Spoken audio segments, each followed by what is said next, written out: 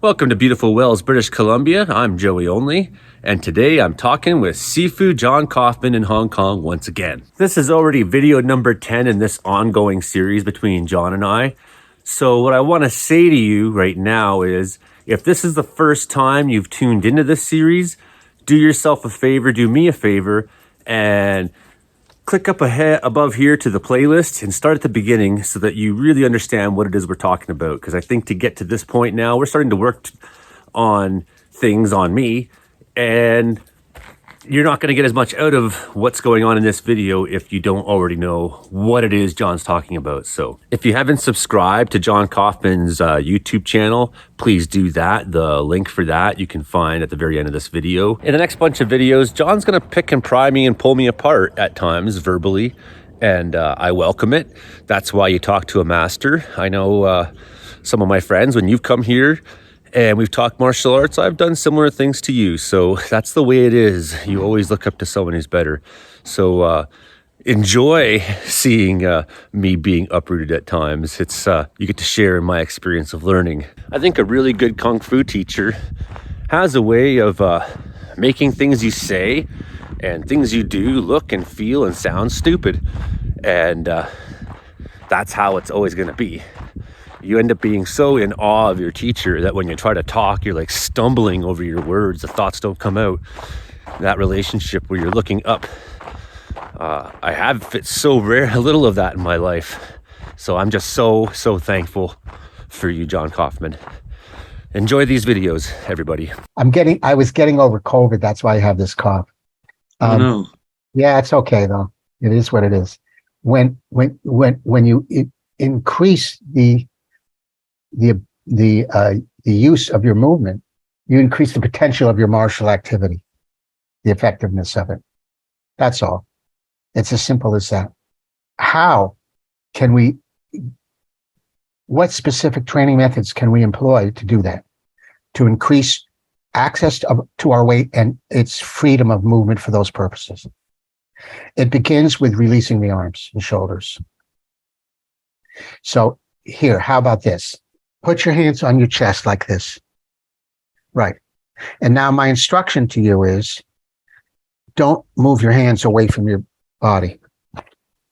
Just leave them resting on your chest, and under no circumstances allow them to start to move away from your chest. Okay? So first question I have for you is to rest your hands on your chest like you're doing right now. What do you have to do? Physically. I feel very relaxed. It's comfortable. Yeah, exactly. Yes. You have to release your arms so your hands can rest on your chest. Consequently, you'll feel very relaxed. Is that fair to say? Yeah. Okay. So likewise, if I were now to ask you, what do your shoulders feel like right now? What would you tell me? Feel heavy, like they're sinking. Okay. Are they doing anything in particular? Just resting. Just resting. Okay. Are you doing anything with them on purpose to change their condition? No, just letting them be. Okay. So if I'm not trying to put words in your mouth, so forgive me if I am. So if I am, then I have to admit it, but I'm not trying to. If I were to say to you right now, with your hands resting on your chest, what's happening with your shoulders? Would it be fair to say nothing? Say that. Would that be one way of answering? Anything in particular? Okay. Now, what about your upper arms? From your shoulder to your elbow on both sides. Are you doing anything there? Not really. They're relaxing on my side. Okay. What about your elbows? Are you doing anything with them? Only slightly holding them up. But barely. Okay. Because the weight of my wrists is what's keeping my arms mostly up. Okay. So if I ask you now, in this position, what you're doing, resting your hands on your chest, what are you doing with your arms? What would you say? Relaxing. Right. So you could also say, couldn't you? Nothing. Not doing anything. What the fuck are you asking me for, right? Right? I'm not doing anything, right? Is that fair to say? No, I'm doing what you told me to, which is very little. Yes, it's Okay. very, very Yeah, little. exactly. Exactly. Now you can stand up. So stand up. Keep resting on your hands on your chest, just like that. Now pretend I'm standing in front of you and I take my hand and I start to press your hands on your chest. Okay? Can you imagine that? Okay. Now, if you tell yourself, don't move backwards, don't let me push you back, what are you going to do to stop me from moving you backwards? Allow your body to do whatever it needs to do to stop me from moving you backwards. Imagine that I'm trying to do so. And then you describe to me what's happening. In the scenario, are you coming from any particular direction or just straight? Yeah. I'm coming straight at you. But I'm Um, already touching you. I put my hand where your wrists are crossed. I'm touching you there. And I start to try to move you backwards. Okay? I'm going to shift my feet. Just going to shift a little so that Okay. it's not coming through me. Okay. Now, when you do that, when you pivot like that, imagine I'm trying to push you and you let that happen like you just showed me. Okay, go ahead, pivot. Okay. Now I'll take it back. You come back to the center. Can you see my hand moving, right? As I move my hand, you let the pivot happen either direction. When you see my hand move, you pivot. And come back. I want you to don't move. I want you to say the word now when you see my hand move. Okay. Now. Okay. So as soon as you see my hand move, I want you to pivot. You ready? Okay. Let me ask you a question. I cannot answer for you, so I'm just asking it as a question. Are you deciding when to pivot? Are you letting my hand pivot you? Let's try it again. Okay.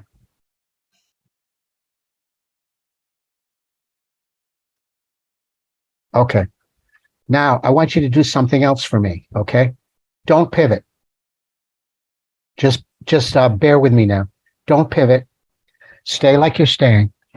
I'm touching that point of contact and I'm start to apply pressure to move you backwards, but without pivoting. Don't let me move you backwards. Okay. So I'm going to start the motion now. What's happening in your body to try to stop me from moving you backwards? Energy in the center. Don't move your hands. Okay, sorry. Just describe what you feel, what's happening in Okay. your body. My energy wants to sink down. Let me try to be more specific. Maybe this will be helpful. So now I'm pushing you, okay? And you're not letting yourself pivot, but you don't want to move backwards. Do you feel your legs being activated?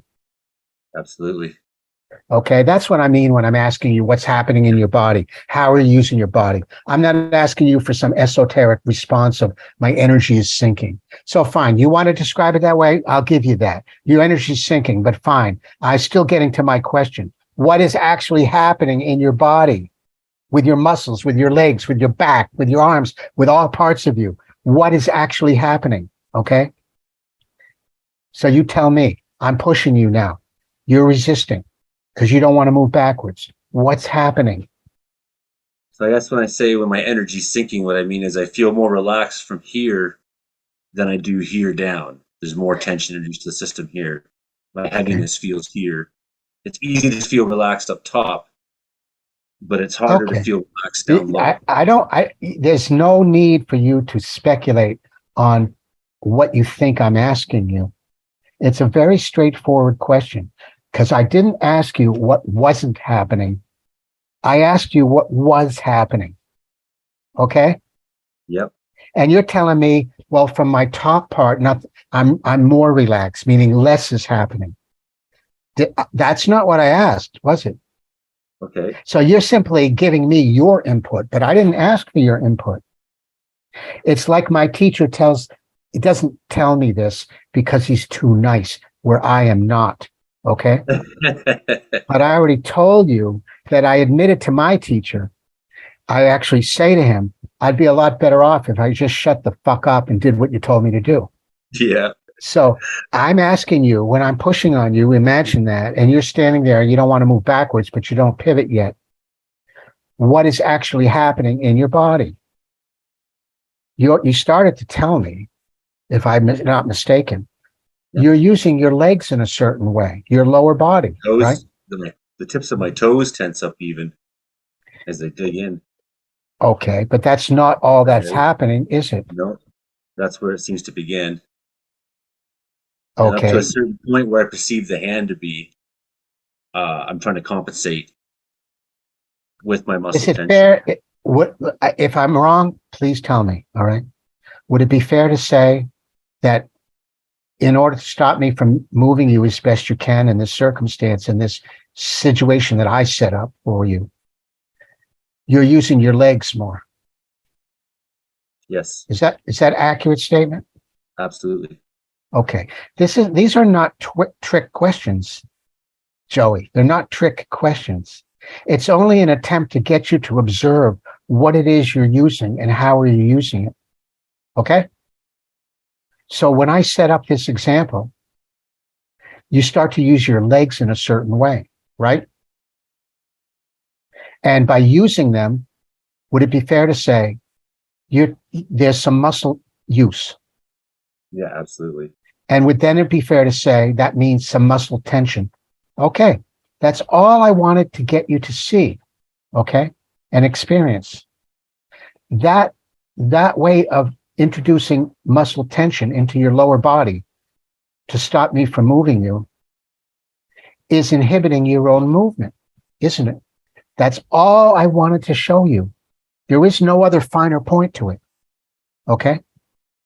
So when I set up all of this is to get you to see that when you try to stop me from moving you, you're going to use muscle tension in certain areas of your body in certain ways.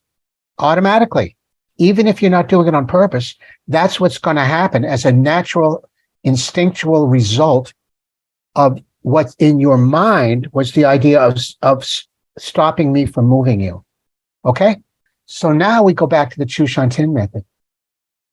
So my question in that Yeah. is, Okay. when I feel the relaxation here, but I'm still not able to feel it here, Right. how do I translate that down so that the relaxation I'm feeling halfway up is what I'm getting in my toes, knees, the back of my calves? Fair question. That's a very good Yeah. question. So I wasn't trying to be esoteric. Well, that's fair enough. Okay. Fair enough. To improve the skill of relaxing or releasing so you can access your weight and move it, have more freedom of movement is what we've been talking about. To develop that skill, you have to tell yourself to release. Now, another way to do it is to practice transcendence, which we talked about last time, and you put in, I think, number 7 video. Okay. And what do we mean by transcendence? To transcend telling yourself anything. So one way to do it is to practice stopping self-instruction. Mm-hmm. So instead of saying to yourself, for example, my upper body is pretty relaxed, I need to do it in my lower body. That is you telling yourself to be more relaxed in your lower body. So then what are we trying to have happen, therefore, is to go to those muscles in your lower body, your thighs, your calf, your ankles, and to tell them to release. Just like muscles in your upper body are more released, your shoulders, your arms, okay? Maybe your chest or your upper back. Okay. So you go there and you instruct it to let go, to release more. But that's still, to one degree or another, making an effort to change from where there's tension to less tension, to change from what is not as correct to what is more correct. Okay. To try to apply the KNOW, knowing, to that area of the body, to know how to make it better or more released. Okay. But if we apply the transcendent model, we want to stop instructing ourselves. We want to stop from going there. We want to stop from going anywhere. Or we just have the idea itself of release. Not release what? Not release there. Not how to release there or some other place. Or not what method to use to release better or more completely. But just release itself. The concept of release itself. If you want to transcend, you can't transcend by going to a particular place and then instructing you to transcend that place because you're still in that place. Because you went there. You have to just have the idea of transcendence itself. If you want to ride a bicycle, you can't do so by going to where your body is sitting on the seat of the bike and where your feet are resting on the pedals and what is happening with your leg muscles or any other muscles to get you to balance on the bike and then pedal it to ride it. You can't do any of that to ride a bike. You have to just be in the place where balance happens. You can't be in the place of instructing how to balance, what to do with part of the body to balance on the bike.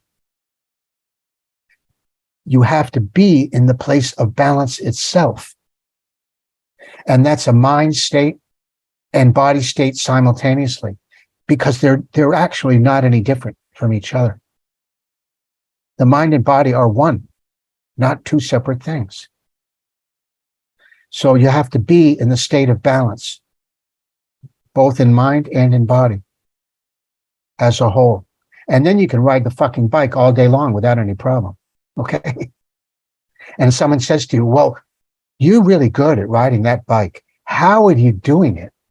Your answer is probably going to be, I don't fucking know. I'm just riding the bike. Okay. Why are you asking me stupid question?